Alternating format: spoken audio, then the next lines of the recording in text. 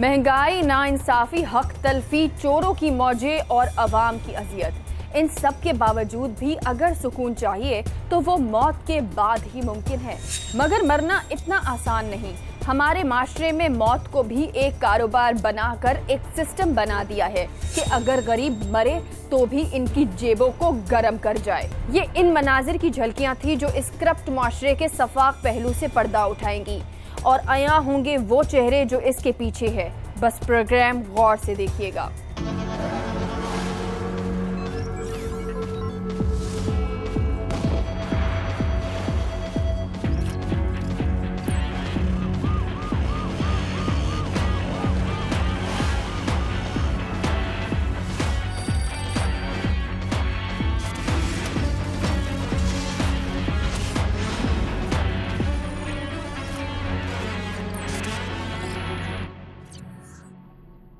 शहर कायद के कब्रिस्तानों को यरगमाल बनाने वाले गोरकन माफिया के खिलाफ टीम गिरफ्त ने बेड़ा उठाया और दौरा किया केएमसी के मातहत चलने वाले कब्रिस्तानों का, जहां इत्तलात के मुताबिक महंगे दावों मुकर्ररा करदा केएमसी की कीमत से कई गुना ज्यादा पर कब्रें ब्लैक हो रही थी। लीजिए मुलाहिजा कीजिए। सबसे पहले नॉर्थ कराची का एक बड़ा कब्रिस्तान जिसका नाम मोहम्मद शाह कब्रिस्तान है। हमारे नुमाइंदे ने यहाँ गोरकन से राब्ता किया ताकि वो यहाँ के ठेकेदार से मिल सके। ये कब्रिस्तान बंद तो नहीं है ना? अभी तैयार करनी है या कल बताओ? आपको फोन कर देंगे ना। चलो, जो सेटिंग बनेगी ना आज की ये कल की। एडवांस कितना देना होगा? एडवांस कुछ दे जाए फिर। एडवांस मैं आके दूंगा ना। दे देंगे ना यार, तुम्हें एडवांस नहीं भी दोगे तो तैयार कर देंगे। अरे नहीं जानी, बात ये है कि पहले फाइनल कर लेना। लोग पैसे देंगे फिर बनना। नंबर दे दो भाई को जरा ठेकेदार का। तो आपकी बात करवा देना। आप बात अरे मेरी जान नंबर दे दे, मेहरबानी। गवर्नमेंट का जो इंचार्ज है उसकी बात कर रहा हूँ मैं। आप बोलना भाई, मैं बोलूँगा उसको। मैंने 28 बोले थे अभी। आप अपने रेट बता देना, मैं उसको बोल दूंगा मुझे शर्जील ने 28 का रेट दिया है। यही बोले ना जी? सही है, मैं बोलूँगा शर्जील ने मुझे 28 का रेट दिया है। आप हमें क्या काम कर रहे हो भाई? आप भाई कुछ मुनासिब कर। सही है, यही तो मैं कह रहा हूँ। गोरकन ने ठेकेदार से मुलाकात करवाने से मना कर दिया। उसने कहा कि आपने जो भी बात करनी है मुझसे करें। कब्र की बात की गई तो रेट 28,000 से शुरू हुए। ये बहुत ही हैरान करने वाली बात थी कि बराबर में एक निजी सोसाइटी का कब्रिस्तान है जहां जमीन 15,000 में मिल जाती है, मगर ये हुकूमत की जेर सरपरस्ती म्यूनिसिपल कॉरपोरेशन का कब्रिस्तान है जहां ये गोरकन गवर्नमेंट की मुकर्रर करदा रेट्स यानी बच्चों के 9,500 और बड़ों के 14,500 से कई गुना ज्यादा यानी 28,000 रुपए फी कब्र वसूल कर रहा था। लेकिन मामला अभी यहीं खत्म नहीं हुआ। जब कब्र देखने की बारी आई तो हम और हैरान हो गए। ये गोरकन हमें एक ऐसी जगह ले गया जहाँ पहले से कब्रें मौजूद थी और उन कब्रों में से एक पर उसने इशारा किया कि मैं आपको दरकार कब्र यहाँ बना कर दूंगा। नहीं, कोई जगह नहीं है, ताज़ी जगह नहीं है, क्लियर जगह यहाँ। तो क्या कब्र को खोद के कब्र बनाएगा? किधर आगे तो कब्रिस्तान में जगह है, फुल हो गया है। वो तो नया कब्रिस्तान है, वो जो बंद हो चुका है। यहाँ तो ऐसे ही है, आधी कब्र खत्म हो गई है, कब्र पे कब्र ही मिलेगी। अभी तो ये कब्र को खोदेगा? हाँ ना। ये देख रहे नहीं है? ये देखो, ये बराबर में है, वो बराबर में आगे उनकी बना के दिए ताकि वो भी कल पा सके, खाते वाते कर सके। कौन सी जगह देगा ये बता? ये जगह ये वाली। हाँ, ये साफ हो जाएगी साफ। तुम ये कब्र को खोदोगे फिर नई कब्र बनाओ? हाँ, इधर नहीं बनी। किसकी है ये? पुरानी है कब्र। कोई आगे आएगा तो नहीं? वो हमारी जिम्मेदारी है। थोड़ा ख्याल कर, तुझे भी मरना है, उसमें भी मरना है। ऐसा कर ले कि काम हो जाए। 26 दे देना, बस इतना ही कर सकते हैं। 26 कब्र की बनाई के साथ? हाँ, सब कुछ तैयार करके बना के दोगे? 3 दिन बाद आपको पर्ची भी मिलेगी। कैसी बना के दोगे? ऐसी कब्र का साइज होता है ना, सीमेंट विमेंट नहीं बना के देगा? नहीं बना के देंगे आपको, नीचे से करके मट्टी वट्टी डाल के वो कर देंगे। सिर्फ कच्ची कब्र बना के देंगे? कच्ची कब्र बना के, बाकी आप फिर ऊपर से बनवा लेना, वो आपका। ठीक है, जैसी बनवानी। इसकी आपकी जिम्मेदारी है कि ये कोई नहीं आएगा कल को? हमारी यहाँ बहुत सी खरी है, कोई हमारा रोज का काम है। ठीक है, हाँ, कोई मसला नहीं। आगे 2 नंबर के सब जगह पे घूमना, यहाँ क्लियर जगह नहीं है। अगर क्लियर जगह मिलती तो उसका कम होता है क्या रेट? नहीं, उसका भी यही रेट होता है। क्लियर जगह बेशक कब्र देंगे, क्या आगे ये हम करेंगे, इसको सराहना आगे हम बना के देंगे। ये देखो ये बना है, देखो ताकि वो भी कल को आ भी सके तो अपनी फाती तो कर सके। ये बात तो निशानी क्या कुछ भी नहीं है इसके अंदर? ये देखो ना, ये तख्ती जो है ना, ये इस कब्र की थी। ये सैयद रिजवान रशीद। इस पे नया मुर्दा डाल दिया, इसको यहाँ डाल दिया ताकि ये भी फातिहा पढ़ सके। ये सैयद रिजवान रशीद, ये वाला मतलब कब्र किसी और की, नाम किसी और का है। हम बहुत हैरान थे कि यहाँ पहले से कब्र मौजूद है तो यहाँ ये कैसे कब्र बना देगा, क्या इस कब्र के लवाहिकीन इसे कुछ नहीं कहेंगे? जिस पर उसने कहा कि वो मेरा मसला है, इसका खुतबा मैं गायब कर दूंगा। इस सारी गुफ्तगू के बाद उसने कहा कि इसकी खुदाई करके कब्र को तोड़ दूंगा और उसका खुतबा दूसरी जगह लगा दूंगा और आपकी कब्र यहाँ हो जाएगी और उसका खुतबा दूसरी जगह लगाएगा। ये सारी बातें करने के बाद हमने मजीद इससे बात की ताकि गवर्नमेंट का ठेकेदार आया हो सके, लेकिन वो भी सामने ना आया। उससे थोड़ी देर हमारी फोन पर बात हुई लेकिन उसका नंबर देने तक को मना कर दिया।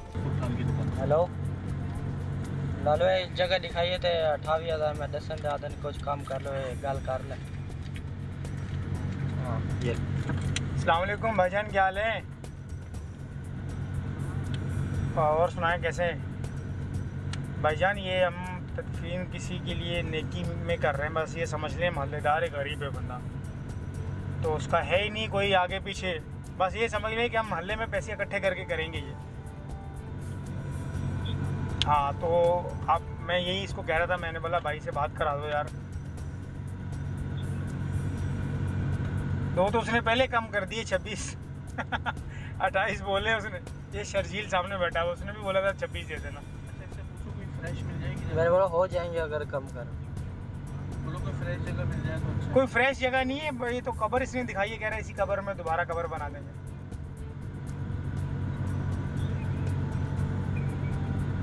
मैं आपका नंबर ले रहा हूँ इससे बॉस।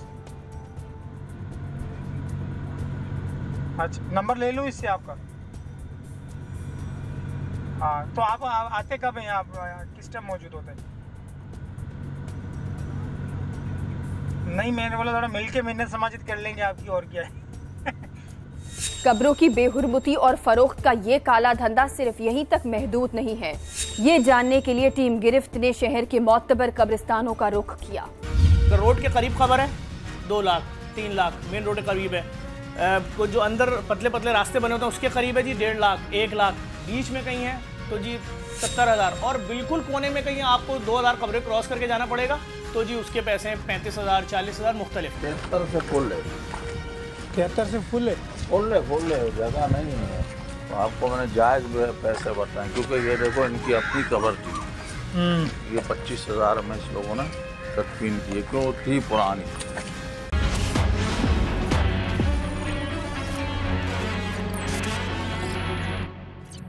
टीम गिरफ्त पहुंची पापोश कब्रिस्तान। याद रहे कि पापोश कब्रिस्तान कराची के उन कब्रिस्तानों में से एक है जिन पर तदफीन पे पाबंदी आयद करते हुए तदफीन कई साल पहले बंद की जा चुकी है। कब्रिस्तान में कोई आप लोगों को कहाँ से लेके आओगे? कहाँ से लेके आओगे? इंटरमीडिएट ऑफिस है ना जी थोड़ा सा आगे।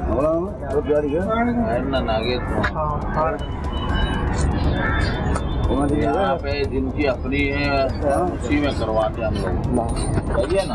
तो हमारे तो है नहीं। हाँ तो इसमें ये कर 2 नेम प्लेटें लगेंगी, आपकी भी लगेगी पुराने वाले की भी लगेगी। वो सामने देखो वो मार्बल वाले कवर पे आप देख रहे हो। अच्छा बीच में लाइन। हाँ तो एक आपकी होगी एक पुराने वाले की होगी। इसमें क्या पैसे वैसे क्या होंगे आपको चाहिए किस तरफ, यहाँ या इससे आगे? यार भी बस आसानी से पहुँच जाए जहाँ। कराची में कुल 5 ऐसे कब्रिस्तान हैं जिनमें सालों पहले तदफीन पर पाबंदी आयद कर दी गई है, मगर यहाँ बदकिस्मती से अभी भी गोरकन माफिया कब्रें फरोख्त कर रहे हैं। इसमें दोनों तरफ फरीक जिम्मेदार हैं, मगर हुकूमती रिट कहाँ है? टीम पहुंची पापोश कब्रिस्तान जहां गोरकन से कब्र की डील हुई। डील के बाद उसने कब्र का एक मुकाम दिखाया जहां पर वो कब्र को तोड़ेगा और वहां पर नई कब्र तामीर करेगा। एकदम रोड पे आप बोलो तो वहाँ तो आपको नहीं मिल सकती। आसानी हो जाए, कोई ऐसी जगह हो जाए, कोई आसानी वाली जगह हो जाए यार। आज तो सामने आपको एरिया बता देता हूँ, लेकिन और जैसे देखो आपको फिर भी इतना प्लान के जैसे जाना पड़ेगा। यहाँ रास्ते से पहले लेकिन हम बंद हो गए क्योंकि काम तो ये भरा हुआ जगह तो यहाँ बंद मतलब ये 73 से फुल है। 73 से फुल है? फुल है, जगह नहीं है, कबर पे कबर है। अच्छा क्योंकि ये मकाम और ये जगह ऐसी है कि यहाँ भी हम लोग अगर झूठ बोले जाना इसी के नीचे, जाना इसी में है। इंसान है वो जो ना पानी और मच्छी। हाँ सही बात बिल्कुल। तो इसमें क्या हो जाएगा फिर बॉस?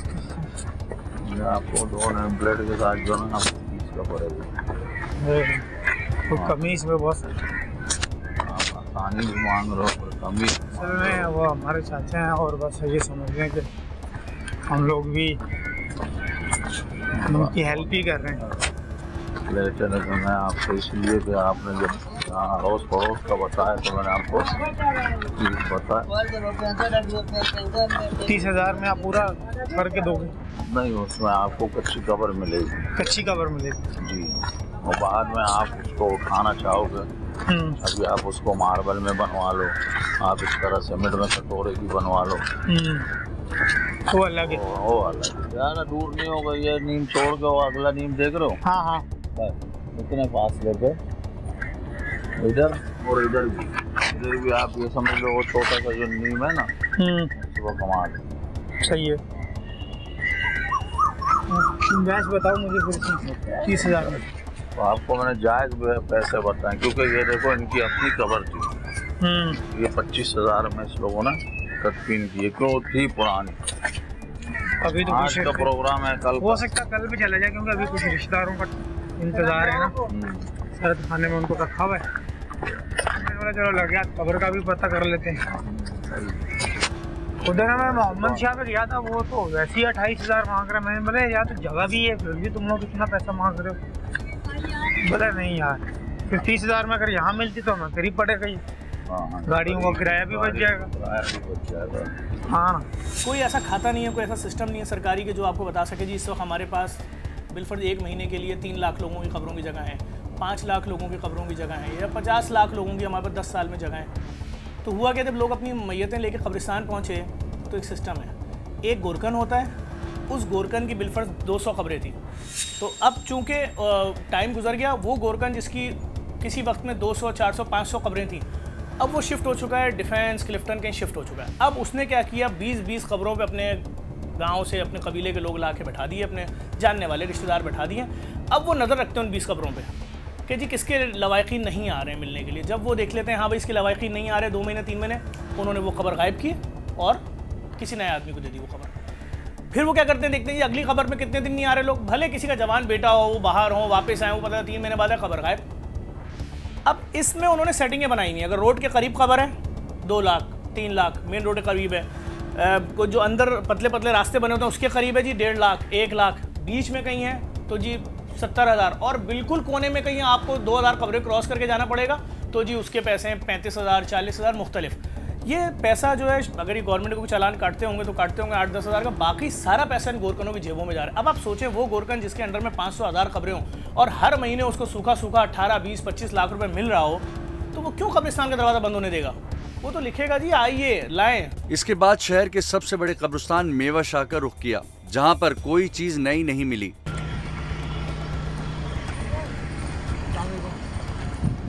गोरकन खबर का पता करना है, बढ़ेगी खबर लेनी है, जगह लेनी है भैया तो है। हाँ, और खबरें हैं आप लोग के यहाँ पे? पहली बार आए भैया, कब आए? शाम के बाद, मगरिब के बाद। कहाँ पे आए?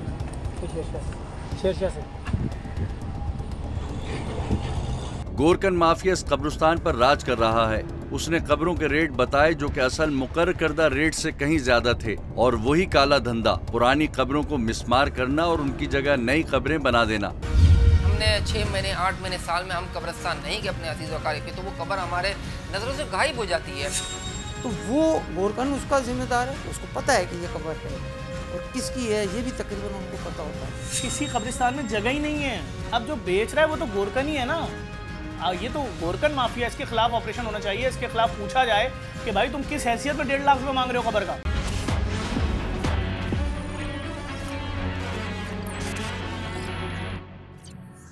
रोड के करीब ही दिखाना यार, जगह आ जाओ।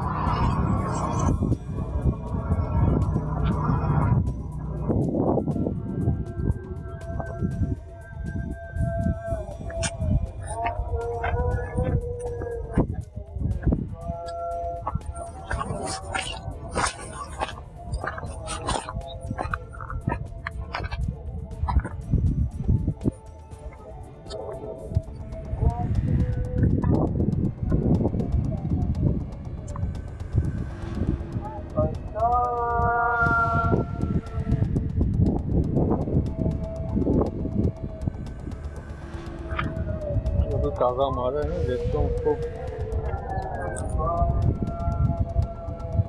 यहाँ पर मारने में अगर हुआ तो यहीं पे हो जाएगा।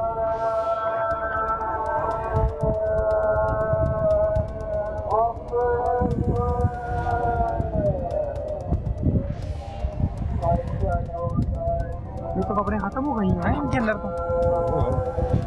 आते हैं ये गिरी हुई कपड़े सारी गाड़ी पिछले गाँव को कर। अच्छा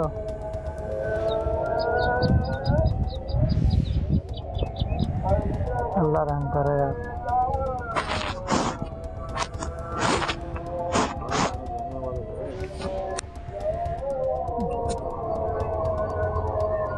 जदीद दौर है भाई, पहले का सपना के नहीं आता सब कुछ। अच्छा जुम्मे को इतवारों को कब्रों में आते हैं, दुआ करते हैं। अब समझ आ गई ना, पहले जालियत क्या है वैसे पैसे वैसे क्या ले रहे हो आप? भाई आएगा आपको बताएगा। आधे में हम बैठते हैं कर रहे हो खबर को जाएगा तो पूछो। हो सकता कल तक कहानी जाए, लेकिन ये कि कब्र की सेटिंग तो करनी है ना। रात को लेट आएंगे तो फिर सुबह सुबह फर्स्ट हाफ में होगा। यही होगा फिर तो कल 8 बजे 9 बजे हो जाएगा। 8 9 10 तो 10-11 बजे कर लेंगे। 8 9 बजे पवन भी हो जाए। 8 बजे कोई होता ही नहीं, लड़के आएंगे। अच्छा काम करने। कितने पैसे कितने वैसे यार अगर ले रहे हैं 25 गुलाब लगेगा दोनों। अच्छा पूरा ऊपर तक बना के दोगे? साइड में बुलाक लगेगा, इस साइड में बुलाक। ठीक है सही है। होंगे वो घर के साइड में बुलाके नहीं रहते। सही। इस साइड में बुलाक लगेगा, पूरा गड्ढा करेगा, गड्ढा तैयार होगा, 2 फुट चौड़ाई होगा। हाँ 1 फुट सही है। जो कपड़ बनता है यहाँ पर तो नॉर्मल बनता है। हाँ हाँ यही है। क्योंकि ये गाँव का जमीन नहीं है, जैसे गाँव में होगा आओ तो खुली खुली कब्रें बनाते हैं। वो बड़ी बड़ी ये वो जमीन नहीं है यहाँ पर। मैं अभी से बता रहा हूँ आप लोगों को। सही कह रहे हैं। ये वो जमीन नहीं है, यहाँ सारे पत्थर वाली। हाँ या खुदाई करो तो पत्थर आ जाता है। खुदाई करो 25 तो ज़्यादा नहीं यार, कुछ कम करो यार। यहाँ पर खुदाई वगैरह नहीं होगा, खुला कबर नहीं मिलेगा आपको। नॉर्मल कबर जो दुनिया ले रही है यार, जो रिवाज है वही चलेगा ना यार। रवाज कराची का चल रहा है ना, वही चलेगा। सही है। ठीक है। और यहाँ पर रही कोई कमी इसमें? अब आगे जाओगे 30 होगा, आगे जाओगे 30 होगा। आखिर इस माफिया के पीछे कौन था? कौन इनकी सरपरस्ती कर रहा है? कब्रों का निगरान कौन है?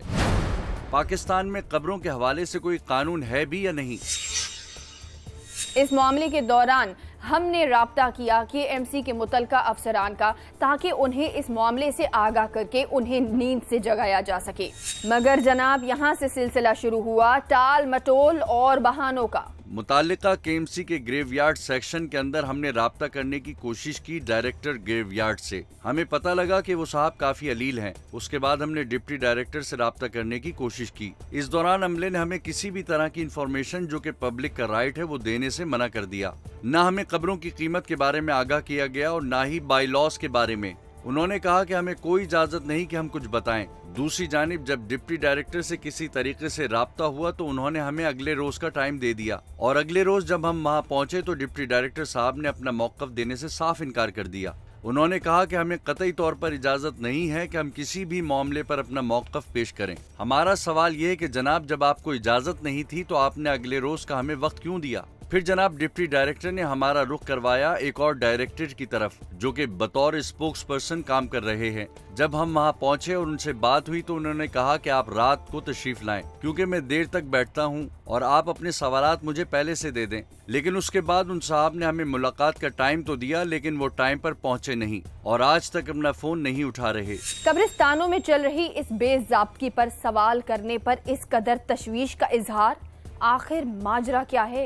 अगर इस बेज़ाब्तगी से होने वाली काली कमाई का तखमीना लगाया जाए तो औसतन हर कब्रिस्तान में रोजाना की बुनियाद पर इंतहाई मोहतात अंदाजे के मुताबिक 8 से 10 मैयतें लाई जाती हैं, जबकि बड़े कब्रिस्तानों में ये तादाद इससे दुगनी है। मगर फिर भी हम 9 की औसत से अंदाजा लगाएं तो 14,500 से जायद रकम कम से कम 13,000 लगाई जाए तो एक कब्रिस्तान से जमा होने वाली इजाफी रकम तकरीबन 1,17,000 रुपए यौमिया बनती है, जो कि 38 कब्रिस्तानों के हिसाब से मजमूई तौर पर 44,46,000 रुपए यौमिया बनी, जो कि माहाना की बुनियाद पर 13,33,80,000 रुपए तक जा पहुँचती है। एक इंतहा कर दी कराची KMC जो इदारा है वो एक कॉन्ट्रैक्टर लगाता है कि उसकी जिम्मेदारी है कि कब्रिस्तानों की देखभाल करे, किसी किस्म की कोई परेशानी हो तो उसको दूर करे और जो जगह उनके पास रखी हुई है जहां तदफीन होनी चाहिए उस जगह का इस्तेमाल नहीं किया जाता, बल्कि जो कब्रिस्तानों में कब्रें मौजूद हैं, कब्रें बनी हुई हैं,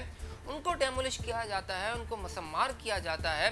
वो कहाँ किसकी हो क्या हो उनको खुद को मालूम भी नहीं होता। लेकिन ऐसा सिलसिला होता है कि हमने 6 महीने 8 महीने साल में हम कब्रिस्तान नहीं गए अपने अजीज़ वक़ारीब की, तो वो कब्र हमारे नज़रों से गायब हो जाती है। वो कैसे गायब हो जाती है, इसका आखिर जिम्मेदार कौन है, क्यों इसकी देखभाल नहीं की जाती है, कराची के साथ क्यों इस तरह का जुल्म किया जा रहा है, इनके खिलाफ कार्रवाई होनी चाहिए। इन माफियाज को रोकना इंतहाई ज़रूरी है। कराची के कब्रिस्तानों के बाहर लिख दिया गया है कि यहाँ तदफीन का सिलसिला नहीं किया जा सकता।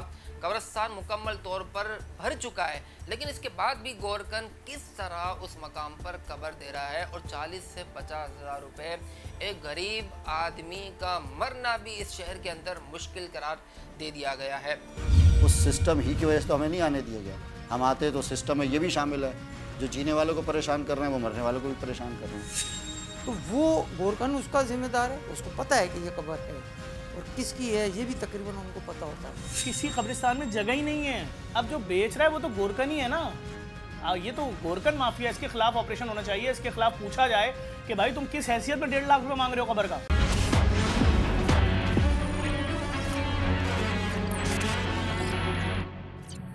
कब्रों की बेहुरमती और कई गुना इजाफी रकम वसूल करके एक आम शहरी अपने प्यारों की कब्र को ढूंढता रह जाता है और ये सफाक दरिंदे मुर्दों का सौदा करके मुनाफा कमाते हैं। देखें, इसके अंदर सबसे पहले गोरकन जिसको पता है, वो गोरकन, जैसे मैं अपनी वालिदा की कब्र पे जाता हूँ तो वो उनके बच्चों के बच्चे हैं, कुछ बच्चे हैं कुछ उनके बच्चे हैं, यानी कि उनके दादा नाना होते थे, तो वो हमें पहचानते हैं, सबको पहचानते हैं कि ये कब्र है किसकी, किसके अजीज़ की है। बेशक हम उन इलाकों से चले गए। कराची में आपने देखा कुछ हालात बीच में जब सियासी तौर पर ऐसे हुए, मुख्तलिफ लोग मुख्तलिफ जगहों पर शफल कर गए, तो वो गोरकन उसका ज़िम्मेदार है, उसको पता है कि ये कब्र है और किसकी है ये भी तकरीबन उनको पता होता है। इसी तरीके से जिसने ठेका लिया है और ठेका जो है उसको मेट्रोपॉलिटन कॉरपोरेशन KMC ने दिया है वो, और जो उसके अफसरान हैं उनके ख़िलाफ़ जो है बिल्कुल केस रजिस्टर होता है कि जी इन्होंने जो है कब्र की बेहुरमती कीगी, उस जगह के ऊपर लैंड ग्रैबिंग कीगी, ठीक है ना जी। लेकिन क्योंकि लोग आते नहीं, अगर लोग आना शुरू करें तो आप देखें कराची के कब्रिस्तान कैसे हो जाए। तो सेम समझ लें कि यही है कि जिस तरह एक शख्स के घर पे जाके आपने, जैसे हमारे यहाँ एक केस होता है पाकिस्तान पिनल कोड के अंदर है 448 हाउस ट्रेस पास, कि अगर आप मेरे घर में, मेरी दुकान में, मेरे मकान के अंदर, मेरे फ्लैट में ज़बरदस्ती दाखिल हो जाते हैं और कब्ज़ा कर लेते हैं तो वो हाउस ट्रेस पास कहलाता है। सेम कि आपने कैसे वहाँ पर आप उसके अंदर दाखिल हो गए, जब एक आदमी ने आपको पैसे दे दिए, वो उसको अलॉट हो गई, ठीक है ना। और ये लीज़ तो फिर भी 99 साल की होती है कि आप बोल रहे हैं जी लीज़ एक्सपायर हो गई, उसके ऊपर कुछ नहीं लिखा होता कि जी ये कब्र जो है आपको इतने अरसे के लिए दी गई, वो फॉर एवर की आपकी है, क़यामत तक आपकी है। लेकिन क्योंकि कोई भी आदमी नहीं पूछता, अगर लोग पूछने और इसके ऊपर केस करना शुरू कर दें, मेयर कराची के ऊपर करेंगे, मेयर कराची भी करेंगे जी ये तो सब आपके अंडर आते हैं और आपकी नॉलेज में नहीं है ये बात, यकीनन उनकी नॉलेज के अंदर ये बात है, ठीक है ना। जो भी वहाँ KMC का डायरेक्टर हो, जो इनका ये जिसके अंडर ही आती है, उसके खिलाफ आप करें। 40 ईयर्स से कराची में, 40 साल से किसी भी कब्रिस्तान में कोई जगह नहीं है। अभी फेज़ 8 में कब्रिस्तान बना, लेकिन उसके लिए शर्त है कि शनाख्ती कार्ड पे फेज़ 8 लिखा होना चाहिए। तो ये तो हुकूमत को देखना है कि भाई ये क्यों नहीं बन पा रहे मस्जिद कब्रिस्तान। क्या कराची शहर को, जिसकी आबादी 5.5 करोड़ से ज़्यादा है, उस शहर के लिए किसी नए कब्रिस्तान का ना होना, या अगर कोई लोग रुकावट बन रहे हैं वो किसी इदारे के अंदर हैं, कौन लोग हैं, क्यों नहीं इस सिस्टम को बढ़ने दे रहे हैं, क्या मामलात हैं, वो तो हुकूमत इसको चीज़ों को देखेगी। हम तो एक समाजी इदारा है, फलाही इदारा है, हमने देखा कि लोग रुसवा हो रहे हैं, दफनाने के लिए जगह नहीं है। अगर कोई वाक़या हो जाता है, कोई बीमारी, कोई आफत आ जाती है, कोविड आ जाता है, तो भाई लोगों को क्रेनों से ले के फेंका जा रहा है गड्ढों में। तो मतलब ये सब चीज़ें इस चीज़ की तरफ निशानदेही है ना कि जगह ही नहीं है दफनाने की, कि आफत में भी जगह नहीं है तो नॉर्मल ज़िंदगी में कहाँ से जगह आएगी। शहर कराची में 25 टाउन है, उसमें से हमारे पास 9 टाउन हैं जमात इस्लामी के पास, 87 यूसियाँ हमारे पास हैं। ये कब्रिस्तान हमारा डोमेन नहीं है टाउन का, इसलिए ना कराची सेवरेज बोर्ड जो है, Karachi water and sewerage board, उसके काम हमारे ज़िम्मे हैं। हमारे पास महदूद फंड है, उसमें हम गटर के ढकने लगा रहे हैं, उसमें हम अपने बसात के मुताबिक अपना काम कर रहे हैं। कब्रिस्तान पे सफाई के लिहाज से तो तवज्जो है, लेकिन चूँकि इसकी सरपरस्ती KMC की तरफ से हो रही है, वो माफिया है मजबूत ना। ये तो ऐसे है कि जैसे पूरी एक इंसान की आपने बेइज्जती की है, ठीक है ना जी। डेफिमेशन है, बिल्कुल डेफिमेशन है कि जिस तरीके से डेफिमेशन सेक्शन 500 के ऊपर होती है कि अगर आप मेरी बेइज्जती करें, ठीक है ना जी, मेरी इज्जत नफ्स को आप ख़राब करें, तो सेक्शन 500 के तहत आपके ऊपर कैसे रजिस्टर होता है, सेम ये उसके ऊपर है। और यहाँ इंसान के ऊपर तो समझ लें फिर भी कम लागू होती है कि वो तो एक ऐसी चीज़ है कि जिस आदमी की आपने बेइज्जती की है वो अब आपको माफ़ भी नहीं कर सकता, लेकिन आपने ये ऑफेंस उसके साथ कमिट किया है। और अगर उनके घर वाले चाहें तो इन ऑफेंसेस के अलावा उनसे डैमेजेस भी कॉल कर सकते हैं, क्योंकि ये एक कानून में होते हैं 2 किस्म के लॉस। एक होता है रिपेरेबल लॉस और एक होता है इररिपेरेबल लॉस। रिपेरेबल लॉस ये है कि आपकी ये घड़ी है, मैंने तोड़ दी, आपने बोला सर मैंने आपको कहा कि यार मैं आपको दूसरी घड़ी लेके देता हूँ या इसके पैसे दे देता हूँ, तो ये रिपेरेबल लॉस है। लेकिन अगर मैंने आपकी इज्जत नफ्स ख़राब कर दी सबके सामने, तो फिर वो चीज़ वापस नहीं आ सकती, वो इररिपेरेबल लॉस है। किसी की चादर, चार दीवारी का आपने तकद्दुस पामाल किया है, लेकिन आपको ये पता भी नहीं कि ये किसी खातून की है और वो जनाब किसी मर्द की है, ये किसकी है, ठीक है ना जी। ये बिल्कुल ऐसे ही है कि जैसे अगर किसी खातून की है तो आपने उसकी तकद्दुस को किस तरीके से पामाल किया है। लेकिन क्योंकि हमारे लोग वाकिफ़ नहीं हैं, इन चीज़ों से वाकिफ़ नहीं है। ये तो आपने बड़ा एक अच्छा एक स्टेप लिया कि जो माशरे के अंदर इतना है, अब तो मरने के बाद कब्र भी नहीं मिलती है, कब्रिस्तान भी नहीं मिलती। यहाँ कोई शहरी हुकूमत है ही नहीं जो हमें कहीं नज़र आए, और जो कब्रिस्तान की सूरत हाल है, ना डायरेक्टर कब्रिस्तान नज़र आता है, ना जो ठेकेदारी सिस्टम है, कोई ठेकेदार आपको नज़र आएगा। गोरकन सामने है जो फ्रंट पे मौजूद है, किसी कब्रिस्तान में जगह ही नहीं है। अब जो बेच रहा है वो तो गोरकन ही है ना, ये तो गोरकन माफिया, इसके खिलाफ ऑपरेशन होना चाहिए। इसके खिलाफ पूछा जाए कि भाई तुम किस हैसियत में 1.5 लाख रुपए मांग रहे हो कब्र का, तुमसे हम किसी सोसाइटी में प्लॉट ले रहे हैं, कौन लोग इसमें इन्वॉल्व हैं, उनके खिलाफ इंक्वायरी होनी चाहिए, उनके खिलाफ कमीशन बैठे, गिरफ्तार हो। मतलब ये तो एक इंतहाई हो गई ना कि एक गोरकन आके वो कह रहा है जी वो फैसला कर रहा है कि जी वो नहीं जी ये इतने की है, वो उतने की, उतने की, और लोग बेचारे मजबूर होते हैं। वो कहते हैं हम क्या जिल्लत खानदान वाले खड़े में, मैयत हो गई है, सुबह दफनाना है, जोहर के बाद जनाजा है, मगरिब के बाद है, तो इस सिस्टम को तो रियासत देखेगी ना। अगर हमारे हाथ में होती तो बहुत कुछ हो सकता था, इसलिए कि इस शहर को नया कब्रिस्तान जो बड़े पैमाने पर मिला वो अब्दुस्तार अफगानी साहब ने दिया ज़िला गरबी के लिए, जहाँ से उन्होंने पानी लाया इस ज़िले के लिए, हब डैम का K2 का मंसूबा था, तो वहीं से हमें ये कब्रिस्तान भी उन्होंने दिया। उसके बाद भी जो कम्युनिटीज़ को मुख्तलिफ को मिला है, अब्दुस्तार अफगानी के बाद एक भी कब्रिस्तान की जगह किसी को अलाट नहीं हुई है। अगर हमारे पास इस वक्त शहरी हुकूमत होती और हमसे इस शहर की मेयरशिप का कब्ज़ा नहीं किया होता, तो उम्मीद है कि इंशाल्लाह इस माफिया पे हाथ डालते। बहुत सारा इस मुल्क में बल्कि शहर में जो सिस्टम काम कर रहा है, हाफिज़ साहब कहते हैं, उस सिस्टम ही की वजह से तो हमें नहीं आने दिया गया। हम आते तो सिस्टम में ये भी शामिल है, जो जीने वालों को परेशान कर रहे हैं वो मरने वालों को भी परेशान कर रहे हैं, तो इन सब के खिलाफ कार्रवाई होती है।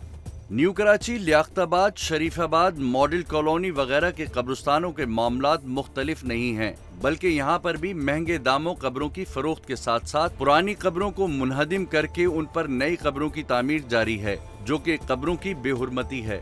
दूसरी तरफ KMC जिम्मेदारान अपनी जिम्मेदारी से फरार लिए हुए किसी भी किस्म के बयान या उसकी वजाहत देने से छुपते फिर रहे हैं। अंदाजा लगाया जा सकता है कि उनके पीछे किसकी पुश्त पनाही है। मैं समझता हूँ कि इसके अंदर असल जिम्मेदारी हुकूमत की बनती है कि वो अच्छे कब्रिस्तानों का इंतज़ाम करे और उन कब्रिस्तानों के ऊपर एक सरकारी रेट के ऊपर ही कब्र दी जाए, और ठेकेदारों के ज़रिए जिस तरह हुकूमत पैसे ख़ुद भी हासिल करती है और फिर उन्हें एक खुली छूट दे देती है कि वो जिस तरीक़े से चाहें वो लोगों के साथ मामलात करते रहें। मैं समझता हूँ कि पाकिस्तान के अंदर जहाँ अब माफियाओं का राज है, ये गोरकन माफिया भी अवाम के लिए और इस शहर के अंदर रहने वालों के लिए एक मुश्किल, एक मुसीबत, एक परेशानी का बायस है। और मैं ये समझता हूँ कि ये बल्दिया की ज़िम्मेदारी है कि वो अवाम के मसले को हल करने के लिए दुरुस्त इक़दाम करे।